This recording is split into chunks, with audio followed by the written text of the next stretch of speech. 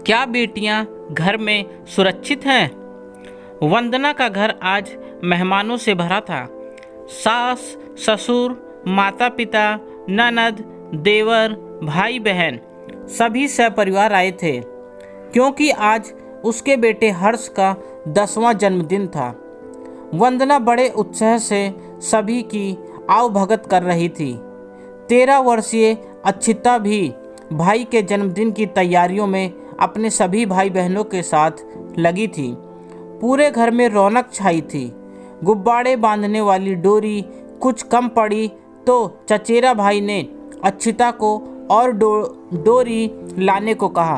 अक्षिता दौड़ती हुई ऊपर के कमरे में गई। अक्षिता ने समय ज़्यादा लगा दिया। सभी इंतजार में थे क्योंकि काम रुका हुआ था। अब वे मिलकर अक्षिता को आवाज़ लगाने लगे। थोड़ी देर में अक्षिता बदहवास दौड़ती चीखती हुई नीचे आई और वंदना से लिपट कर रोने लगी। सभी परेशान थे कि क्या हुआ, पर अक्षिता कुछ बोल ही नहीं रही थी। वह बस रोई जा रही थी और कह रही थी, माँ मुझे यहाँ से ले चलो। अब वंदना ने भी उसे कमरे में ले जाना उचित समझा। अपनी बेटी की स्थिति देखकर वह भी बहुत परेशान थी। जब भी कोई कमरे में अक्षिता के हाल चाल लेने को दाखिल होता तो वह वंदना को जोर जोर से पकड़कर चीखने लगती। ऐसे में वंदना ने कमरे को अंदर से बंद कर लिया। लगभग 4-4.5 घंटे लगे। अक्षिता का रोना रुकने में। अब भी कमरा बंद था और माँ बेटी अंदर थी। वंदना की गोद में सिमट कर लिपटी हुई थी अक्षिता। अचानक अक्षिता ने कहा, उसने मुझे जोर से पकड़ मेरा मुंह दबा दिया और मुझे छुआ। माँ उसे घर से भगा दो। वंदना ने पूछा, कौन? डरते झिझकते हुए कहा, छोटे फूफा जी ने। जब मैं डोरी लेने ऊपर गई तो वह वहाँ थे, शायद कुछ पी रहे थे। फिर उन्होंने मुझे खींच लिया और ये सब किया। जब नीचे सभी चिल्लाने लगे तो उनकी पकड़ थोड़ी ढीली हुई। फिर मैं उन्हें धक्का दे नीचे भागी। माँ, वंदना का चेहरा लाल हुआ जा रहा था और वह गुस्से से कांप रही थी। मामला बहुत ही नाजुक था, लेकिन वंदना ने ठान लिया कि आज वह उस व्यक्ति को छोड़ेगी नहीं। वंदना कमरे से बाहर आई। उसे देख सभी अक्षिता के बारे में पूछने लगे। वंदना ने आवाज़ दी, छोटे मेहमान, आपसे कुछ बोलना है। वह सामने आए और वंदना ने कहा, आप बताते हैं या मैं बताऊं? वह व्यक्ति सहम गया।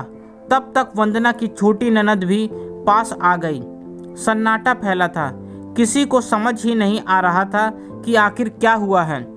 वंदना ने फिर बात सभी को बताई। किसी को विश्वास ही नहीं हो रहा था। छोटी ननद ने कहा, भाभी ऐसा नहीं हो सकता। वंदना ने दृढ़ता से कहा, हाँ जीजी, ऐसा ही है।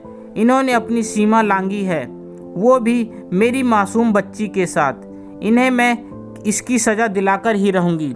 छोटी ननद भागती हुई अक्षिता के पास गई। उसकी पीड़ा और सच्चाई जानकर विचलित हो गई। वह अपने पति के लिए एक पल को कमज़ोर जरूर पड़ी। फिर उसने खुद को संभाला और कहा, मैं भी आपके साथ हूँ भाभी। मैं भी एक माँ हूँ और एक महिला भी। परिवार जहाँ हम समझते हैं कि हमारी फूल सी बेटियाँ सुरक्षित हैं और वहाँ ही उसकी असीमता पर प्रहार होता है, तो इससे दुखद कुछ भी नहीं हो सकता। हमारे समाज में ऐसी दुखद घटनाएं होती हैं और इन्हें परिवार के बदनामी के डर से अमूमन दबा दिया जाता है। इससे उस व्यक्ति की मंशा को बल मिलता है। साथ ही वह समझ जाता है कि मैं चाहे जो करूं, मेरे खिलाफ कुछ नहीं होना। जैसे वंदना और उसकी ननद अक्षिता के साथ खड़े हुए, वैसे ही हम सभी महिलाओं को साथ मिलकर ऐसी घृणा कार्यों के खिलाफ आवाज़ उठानी होगी और ऐसी घृणित कार्य को करने वाले हर एक व्यक्ति को उसकी सज़ा दिलानी होगी। तभी हम अपनी बेटियों को सुरक्षित कर सकेंगे। मेरी ये कहानी आपको कैसी लगी ज़रूर बताइएगा और जब भी मौका मिले हमारी बेटियों की सुरक्षा के लिए एक कदम ज़रूर उठाइएगा। मेरी और कहानी सुनने पढ़ने के लिए कृपया मुझे सब्सक्राइब करें। आपका अपना दोस्त, धन्यवाद।